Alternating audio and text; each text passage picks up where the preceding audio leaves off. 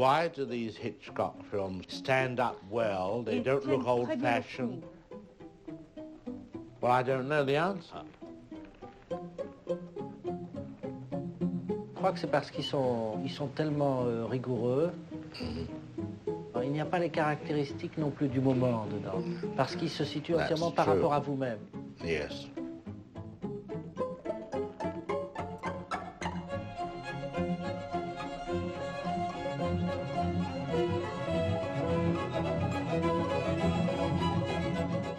My dad was a big movie buff, and it was one of the books that was in his library. From the time I was about 7 years old, he knew I wanted to make movies, so he recommended it to me. And I remember picking over it, and I must have read it, sections of it. Like there's the Oscar Homolka sequence from Sabotage, where it sort of lays out all of the cutting pattern.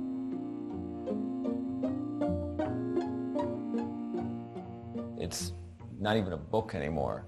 It's like a stack of papers, because it was I had a paperback, and it's just it's it's got a rubber band around it. In 1966, Francois Truffaut published one of the few indispensable books on movies, a series of conversations with Alfred Hitchcock about his career, title by title.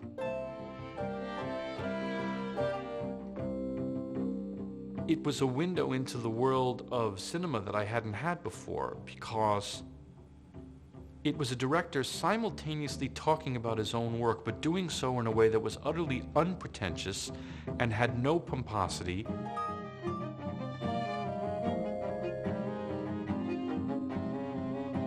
There was starting to be these kind of erudite conversations about the art form. But, Truffaut was the first one where you really felt that, they were talking about the craft of it. It was incredibly fascinating to me that these two people from very different worlds were both doing the same job, how they would talk about things. C'est pas juste Truffaut a fait un livre sur Hitchcock. Le livre de Truffaut sur Hitchcock, il est une pièce essentielle de son œuvre. I think it conclusively changed people's opinions about Hitchcock.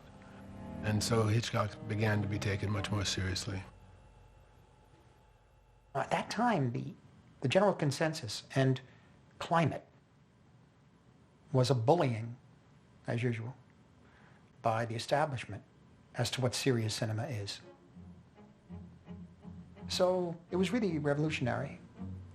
Based on what the Truffaut Hitchcock book was, we became radicalized as movie makers. It was almost as if somebody had taken a weight off our shoulders and said, yes, we can embrace this, we could go. In 1962, Hitchcock was 63 years old, a household name in television, and a virtual franchise unto himself. He had already been known for many years as the master of suspense, and he had scared the wits out of audiences all over the world with Psycho, and in the process upended our idea of what a movie was. And in this house, the most dire, horrible events took place. Let's go inside. He had just completed his 40th feature, The Birds.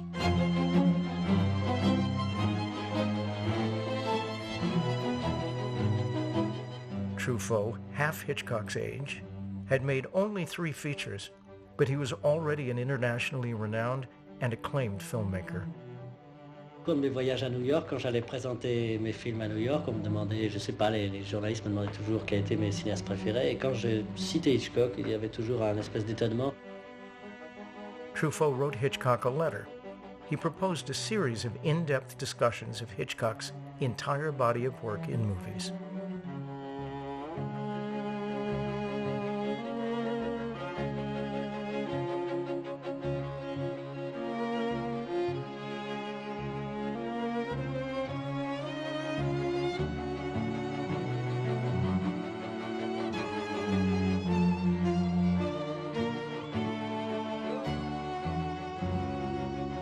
Je le connaissais déjà parce qu'on l'avait souvent interviewé à Paris.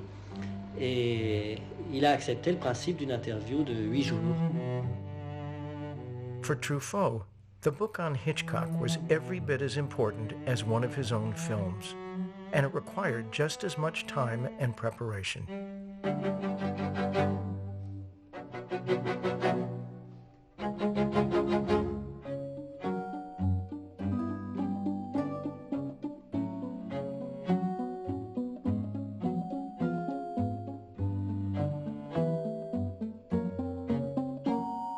Je suis allé à Hollywood avec une interprète, collaboratrice, Mrs. Helen Scott, et nous sommes installés au Beverly Hills Hotel, et tous les jours on allait au studio Universal et on s'enfermait de 9h du matin à 6h du soir avec des micro-cravates autour du cou, et on parlait cinéma toute la journée, même pendant les heures de repas. The meeting was documented by the great photographer, Philippe Halsman. Hitchcock and Truffaut. They were from different generations and different cultures, and they had different approaches to their work. But both men lived for and through the cinema.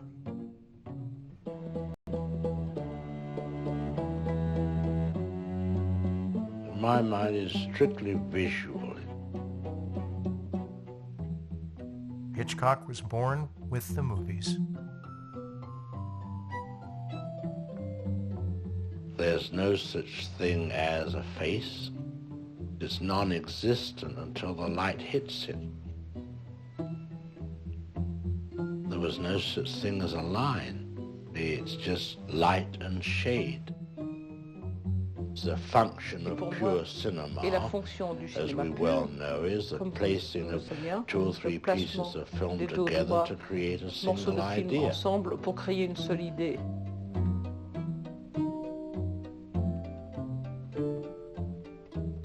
Hitchcock was trained as an engineer, then moved into advertising. Through that, I went into the designing of what were, in those days of silent films, the art title. And then art direction, script writing, and production duties. They said, how would you like to direct a picture? And I said, I've never thought about it. I was 23. My wife was to be my assistant. We're not married yet. Nous n'étions pas encore mariés. But we're not living in sin either. Mais nous ne vivions pas dans le péché non plus. Hitchcock had many close collaborators, but none of them was closer than Alma Reville. She was credited on some films, uncredited on many others, but Hitchcock consulted his wife on every movie he ever made. Lodger was the first time I'd exercised any style.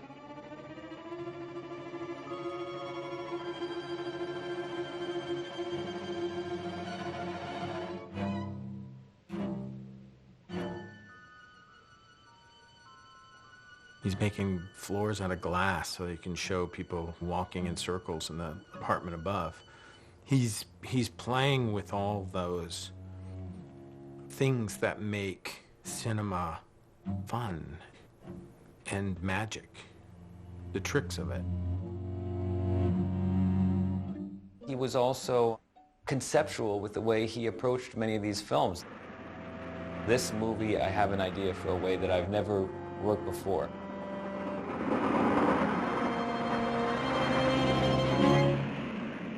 This is somebody whose mind is racing, filled with ideas, and that's why, we refer to him all the time. Do you realize the squad band will be here any moment? No, really. Oh, my God, I'm terribly frightened. Why? Have you been a bad woman or something? Well, not just bad, but... But you've slept with men? Oh, no! Night. He directed the first British talkie. Night. Night. Alice, cut us a bit of bread, will you? Night. I'm in Chelsea. You mustn't use a knife! And then, in 1934, he made the first 100% Hitchcock picture. Thelma Rich was the beginning of The Man Who Knew Too Much. infamous place of our honeymoon.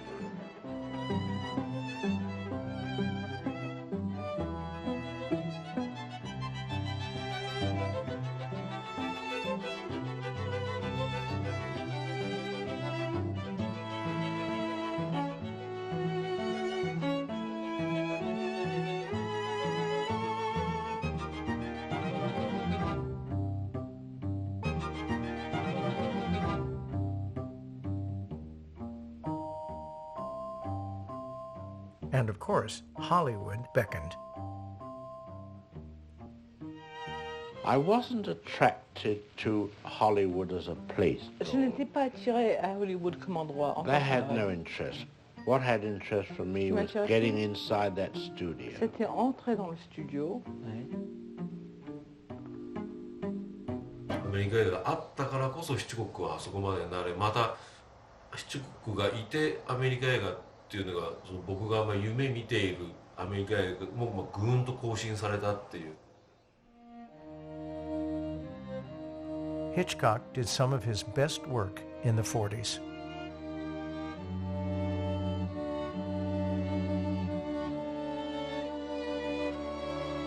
But in the 50s, he soared. I have a murder on my conscience, but it's not my murder. And curiosity of James Stewart in this story of a romance shadowed by the terror of a horrifying secret.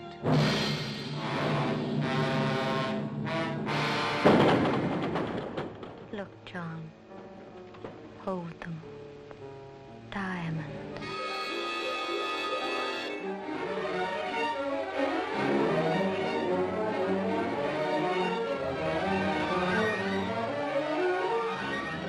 There was a spell that was cast with those films in the 50s into the 60s. And it's a special, blessed time for me because I saw them as they came out.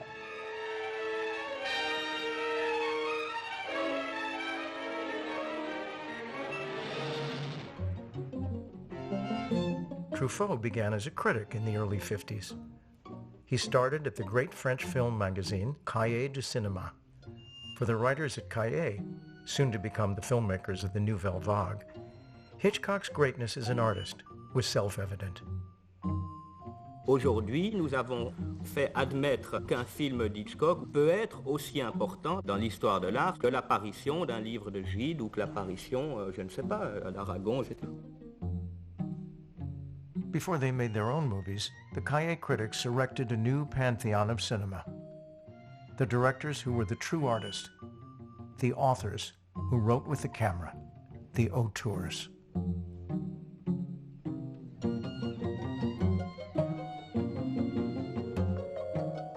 La politique des auteurs dit c'est l'individualisation totale. La politique des auteurs dit non pas que tous les films d'Hitchcock sont bons et que tous ceux de Lannoy sont mauvais, mais elle dit le plus mauvais film d'Hitchcock est plus intéressant pour nous que le meilleur film de Lannoy. Voilà. Elle est une profession d'individualisme quand même.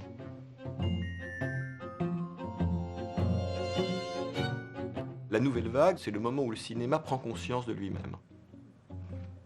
Et où de jeunes cinéastes en devenir disent le cinéma est un art et nous sommes des artistes.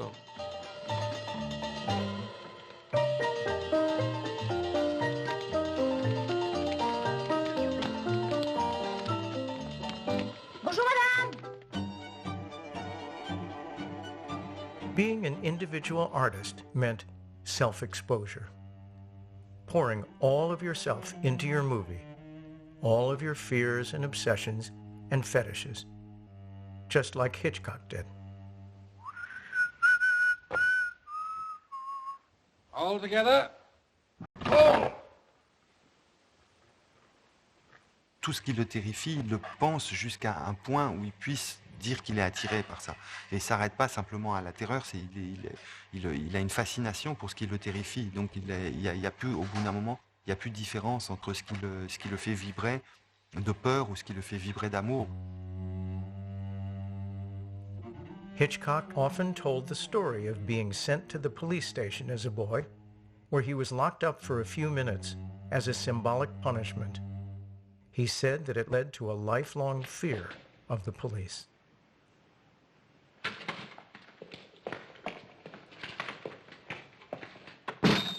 But Truffaut really was locked up.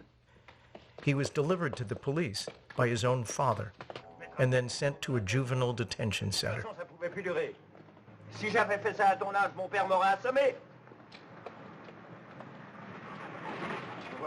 An episode he put into his autobiographical first feature.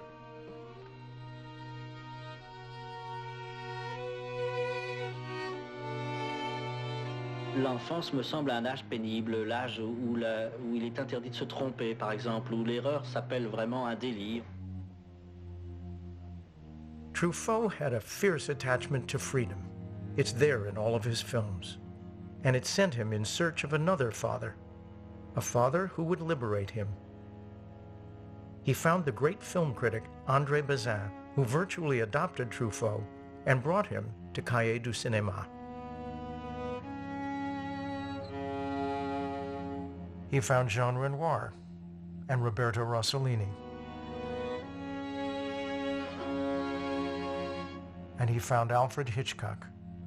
Hitchcock had freed Truffaut as an artist, and Truffaut wanted to reciprocate by freeing Hitchcock from his reputation as a light entertainer. And that's the basis on which they started their conversation.